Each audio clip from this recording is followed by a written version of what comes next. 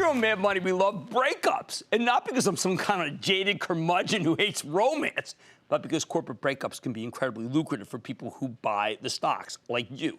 Just look at this Ingevity. It's simple as Ingevity. It's a specialty chemical company that was spun off by paper and packaging giant WestRock nearly 16 months ago. Ever since it started trading as an independent company, Ingevity's given you a more than 150% gain, with the stock rallying close to 8% just over the course of August. That's spectacular. So what exactly does this company do? Well, Ingevity makes specialty chemicals and high-performance carbon materials for all sorts of demanding applications. The company's products are used in asphalt paving to make roads last longer, in the energy business to make oil flow better, in agriculture to help crops grow larger, and in printing to produce more vibrant-looking inks. They even make activated carbon automobile parts that help reduce fossil fuel emissions, which we know is important. Now, Ingevity reported a strong quarter at the beginning of the month. But more important, a week and a half ago, we learned that the company's buying Georgia Pacific's Pine Chemicals business for $315 million, giving them more exposure to adhesives, cleaners, paints, and coatings. Best of all, the deal should provide an immediate boost to the company's earnings per share. This is why I adore spinoffs so much, because being broken up into a separate company gives companies like Ingevity the freedom to make this kind of acquisition. It moves the needle. The question is, can the stock keep climbing? Let's take a closer look with Michael Wilson, the president and CEO of Ingevity, to learn more about his company and what this deal might mean for the future. Mr. Wilson, welcome to Mad Money. Thanks, Jim. Have a seat. Good to see you, sir. Thank you. You know, it's very exciting because, you were the best performing spinoff last year. And I was thinking, okay, Ingevity, what do they do? What do they do? And sure enough, this asphalt business, are you not in the sweet spot for the largest rebuild that our country's ever had? Well, we certainly are in a sweet spot because our pavement technologies business is a strong business, right. Provides asphalt additives that makes paving, makes a better road, first of all. Right. But in addition to that, makes paving faster and easier and at lower temperatures. Well, there's going to be a tremendous demand for that. I mean, we wish there weren't, but when you have the fourth largest city underwater, those roads tend to probably need this. They do, and our hearts certainly go out to everyone that's in the affected region. Yeah, this is a tough one, but you also got to marvel at how good the first responders are here. We've done a great job. Can you believe it? I mean, this is one, I mean, it's a terrible natural disaster, but boy, Texas knows how to handle it if there's going to be one. Well, and it's also been heartwarming to see how people have pulled together. The Cajun Navy, and I know. All the rest. A buddy went down with some ex-Navy SEALs just yesterday. Now, let me ask you. You did this deal for Pine. I have to tell you, at first I thought it had been fine. I cannot believe that you can have a natural material be this good and do this much.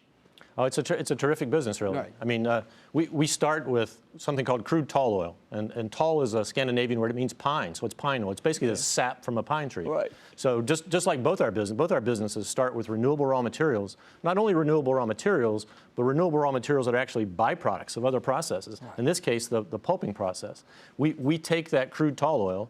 We put it through a biorefinery, separate it into its fractions, and then we derivatize it into downstream products that add tremendous value to our customers. That's totally sustainable. Totally sustainable. So not only are we starting with a sustainable raw material, but we're making products that purify, protect, and enhance the world around us. That's our core purpose as a company. Now, I know a lot of the analysts are worried that you're taking down debt to do it, but it seems like these are big cash flow businesses.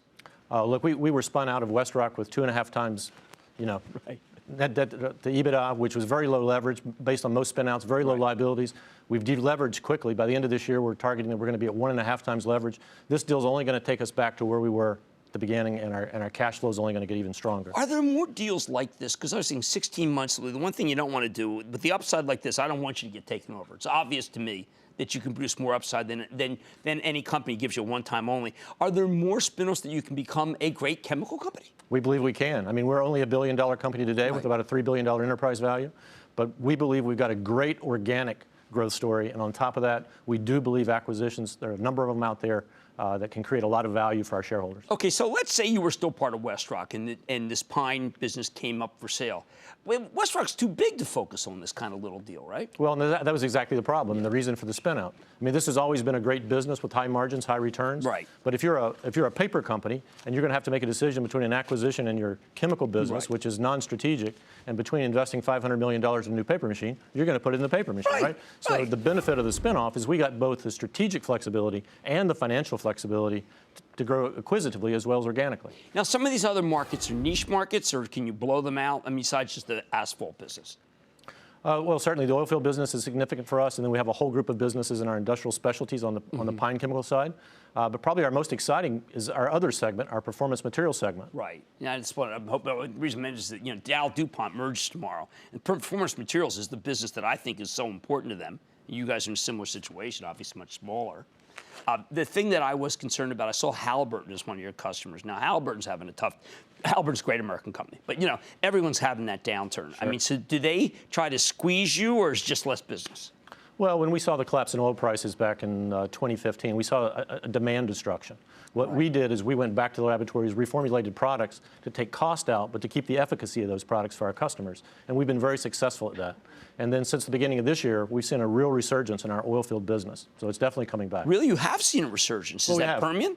Yeah, I think it's sustainable. When you look at rig counts going back at their peak in 2014, probably 2,000 rigs, they bottomed in the 400s, they're back in the 900s. You're right. I saw CapEx numbers for the top 43 companies from Rusty Brazil today, and it's actually only down 1% from where it was 2 years ago. They're really coming back, so that does help you very much. U.S. drillers are an amazing story. The efficiency that they've created. They're producing as much oil today with 900 rigs as they did with 2,000 2 years ago. I know, that's why the rig count is a little deceptive. When it goes down, doesn't mean there's less being drilled. Well, I've got to tell you, you got a great little company that I hope will become a great big company. And this asphalt business kind of reminds me of the concrete business, U.S. Concrete. What great margins you can have if it all goes right. That's Michael Wilson, the president and CEO of Ingevity. And this is one of those companies I try to tell you, maybe you never heard of it, but you should focus on it. It can get much, much bigger. Mad Money's back after the break. Booyah! Jim Cramer here from Mad Money. Thanks for watching CNBC on YouTube. Click here to subscribe and get the jump on my exclusives with CEOs, plus market news, investing advice, and a whole lot more.